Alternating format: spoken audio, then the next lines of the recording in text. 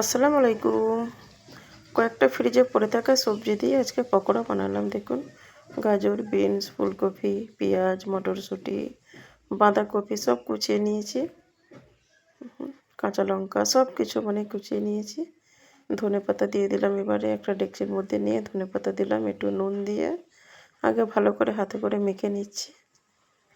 তারপরে এর মধ্যে হলুদ গুঁড়ো, জিরে গুঁড়ো, লঙ্কা গুঁড়ো, এটা হচ্ছে ম্যাগি মশলা,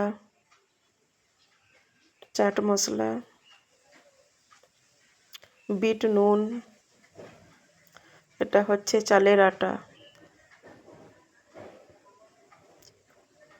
বেসন, আদা বাটা সব কিছু দিয়ে মেখে নেবো। এটা হচ্ছে সয়া সস দিয়ে সব কিছু দিয়ে হাতে করে একটু মেখে নেবো। অল্প একটু পানি ব্যবহার করব।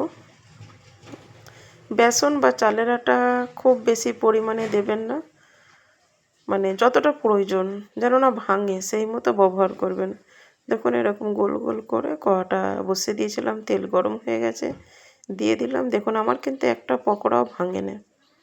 দেখুন, এমনকি মটরশুঁটিগুলো ছেড়ে ছেড়ে যায় না কড়ার মধ্যে।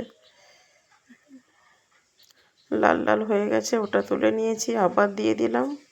দেখুন, এরকম লাল লাল হয়ে গেছে। খেতে কিন্তু অসাধারণ হয়েছে, কতটা মুচমুচে হয়েছে দেখুন। দেখুন, অবশ্যই বাড়িতে ট্রাই করবেন, সবজি ফেলবেন না। এইভাবে কিছুটা খাবার বানিয়ে নেবেন, সন্ধেবেলার নাস্তায় রেডি হয়ে যাবে।